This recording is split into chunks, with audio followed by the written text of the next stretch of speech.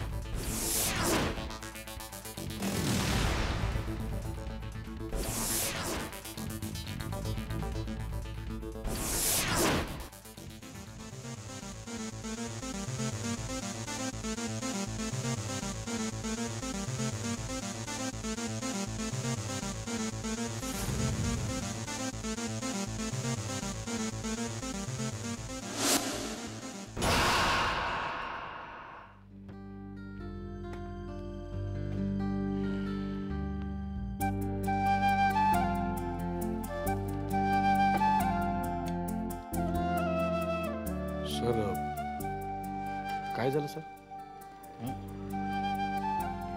नाही काही नाही. अपसेट वाटतंय. नाही हो, काही नाही, ठीक आहे. सर, बहिणींचा काही पत्ता?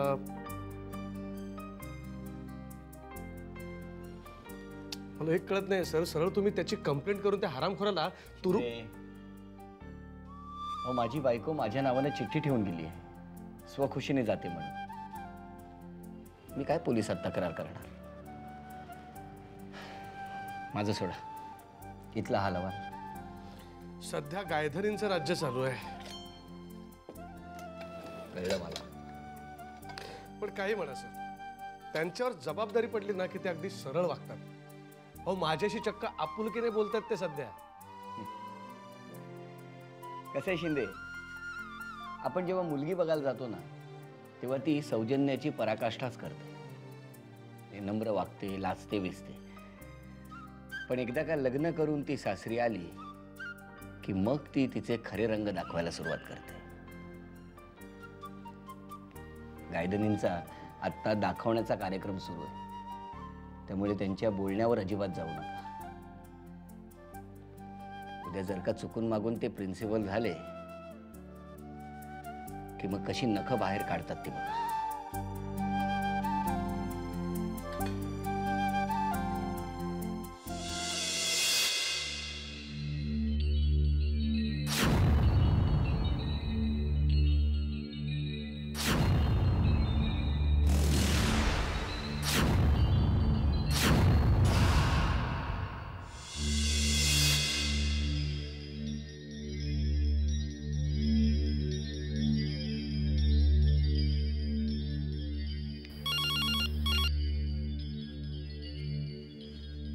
हॅलो. हॅलो, मी बोलते. हां बोल. काही नाही, सहज फोन केला. नक्की? नक्की सहज केला होता फोन की की काय? की माझी आठवण आली म्हणून केलास?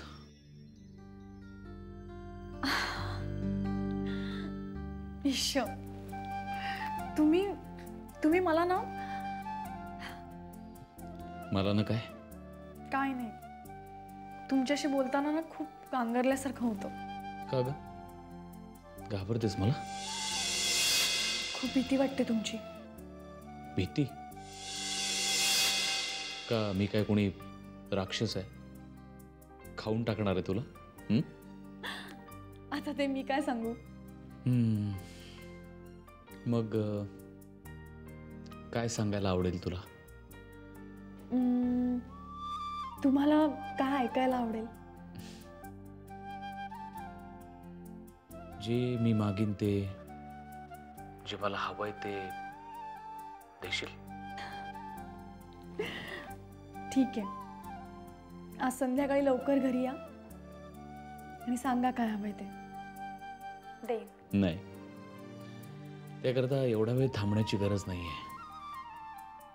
आत्ता या क्षणी फोनवर सुद्धा देऊ शकतेस तू. काय? वचन. एक वचन हवंय मला. कसलं वचन? मी कामात असताना असल्या फालतू गप्पा मारण्याकरता मला ऑफिसमध्ये फोन न करण्याचं.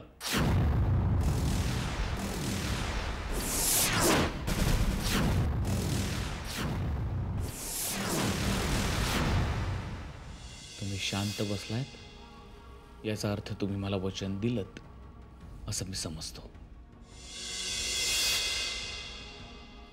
चला ठेवा फोन.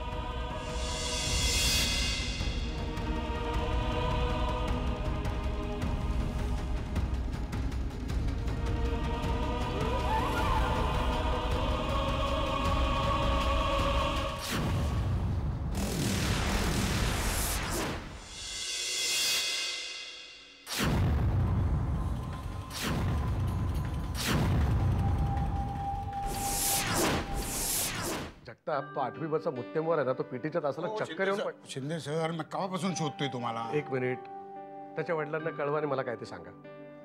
केव्हापासून शोधतोय मी तुम्हाला. काय झालं? मोहिते सर बोलत आहेत तुम्हाला. का रे, काय विशेष? आता मला कसं कळणार ते. पण एक बाप्या माणूस आलाय सरदारजी. मोठमोठ्या बॅगा घेऊन आलात. खेळाचं सामान आहे त्यात. अच्छा अच्छा अच्छा अच्छा, म्हणजे आपण ते जालंधर वरून क्रिकेटचं किट मागवलं होतं, बहुतेक ते आलं असेल. चल चल चल. नाही आता मला मोप काम येतो. तुम्ही या जाऊन या. बरं मी येतो.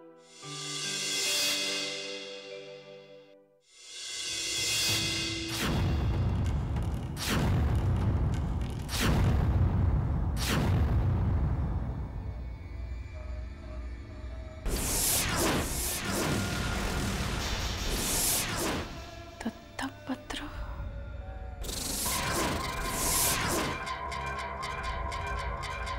भास्करराव रा भोसले, वय 35 वर्ष, दत्तक घेणार.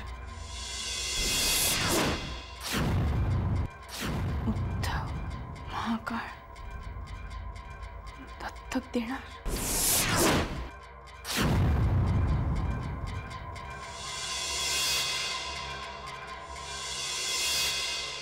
चिरंजीव हर्ष महाकाळ.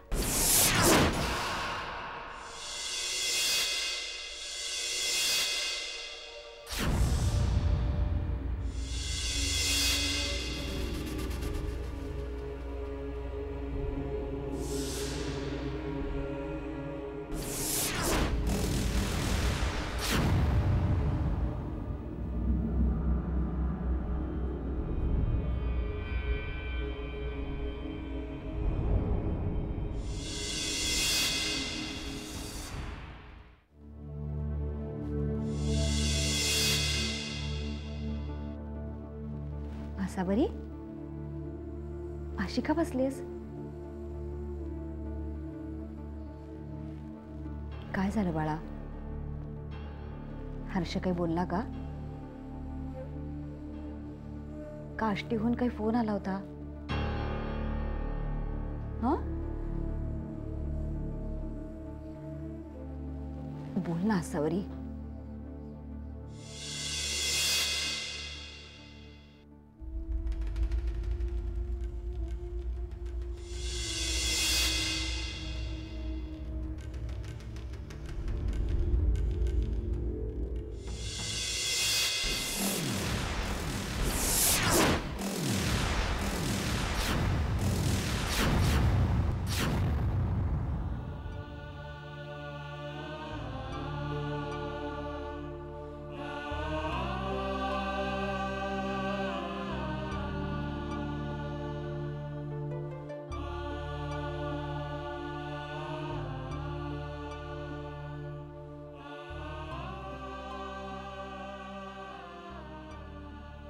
कुठल्या तोंडाने माफी मागू तुझी?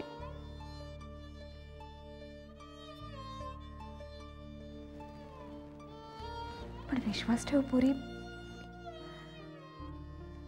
तुझी फसवणूक नव्हती करायची.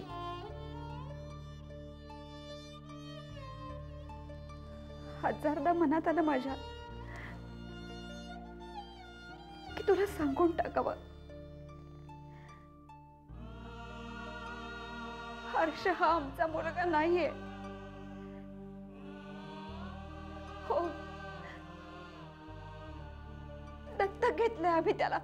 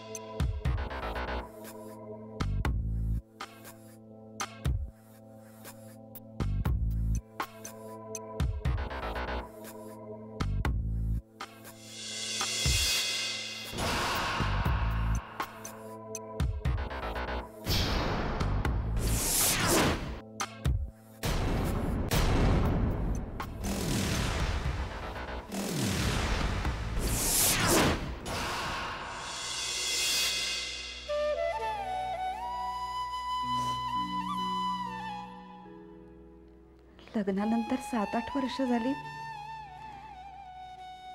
तरी आम्हाला मूल होत नव्हतं. म्हणून मग हर्षला दत्तक घेतलं आम्ही. तेच हे दत्तक विधान. पण दैवाचा खेळ असा की हर्ष या घरात आला आणि आमचं नशीबच पालटलं. धंद्याची भरभराट झाली. छोट्या घरातून आम्ही या बंगल्यात राहायला आलो.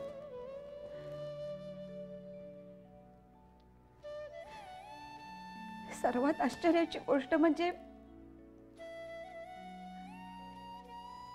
इतक्या वर्षांनंतर मला दिवस गेले. संयोगिता झाली, पाठोपाठ आदित्यही झाला. पण आम्ही हर्षलाच आमचा मोठा मुलगा मानत आलो. यांची तर खात्रीच होती की हर्षामुळेच आमच्या घराण्याचं नशीब आहे.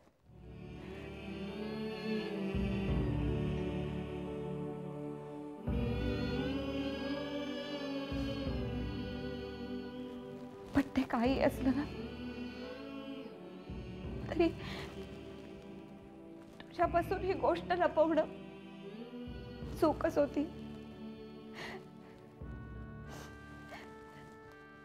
मी हात जोडून माफी मागते त्या चुकीबद्दल. असं बरी तू हर्षला किंवा आमच्या घराला सोडून जाऊ नको. भीक मागते मी तुझ्या जवळ.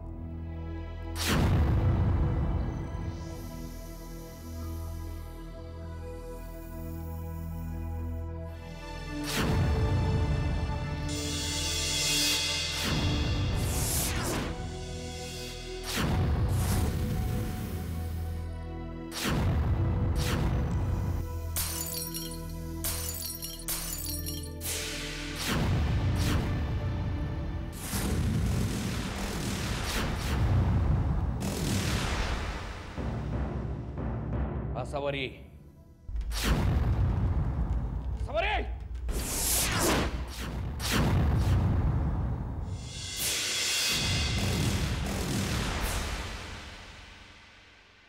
कशासाठी ओरडता तुम्ही मिस्टर हर्षवर्धन? महाकाळ?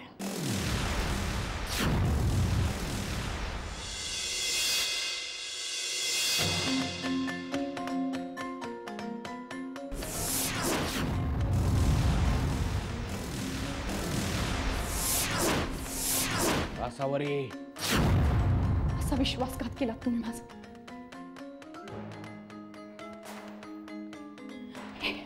एवढी मोठी गोष्ट माझ्यापासून लपवून ठेवली तुम्ही का?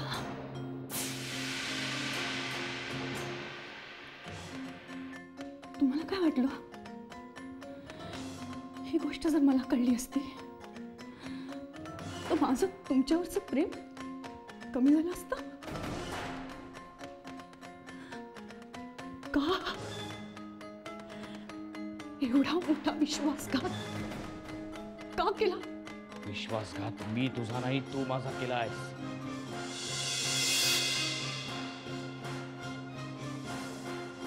खोटं तू वागलीस माझ्याशी.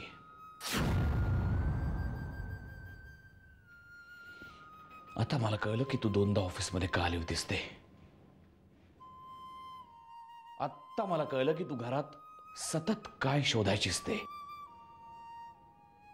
आज सकाळी सुद्धा माझ्या तोंडावर खोटं बोलून तू फाईल घेऊन घरात आलीस. विश्वासघात कुणी कुणाचा केला आसावरी?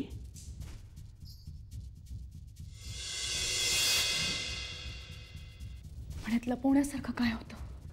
तुम्ही जर मला सांगितलं. नव्हतं सांगायचं मला.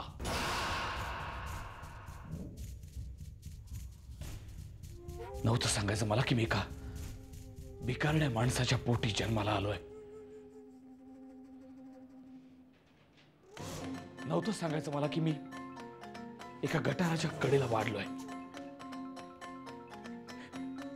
मी या सगळ्या गोष्टी विसरण्याचा, पुसून टाकण्याचा प्रयत्न करतोय आणि तू पुन्हा पुन्हा पुन्हा पुन्हा म्हणजे त्यात जखमा खरवडून का काढतेस असं? माझ्यावरती सूड म्हणून? म्हणजे तू सुद्धा शेवटी सगळ्यांसारखीच वागलीस असावरी. मी कसला सूड?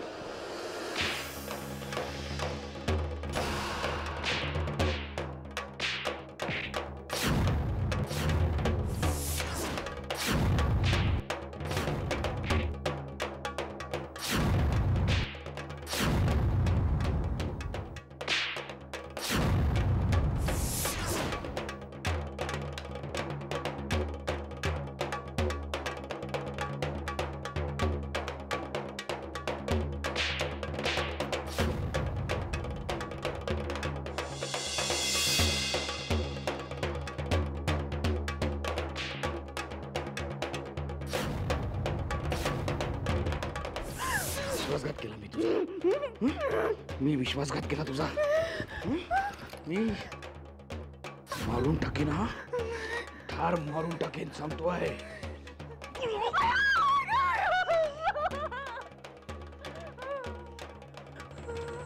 आवाज बंद. आवाज नाही पाहिजे. ओरडलीस तर याद राख.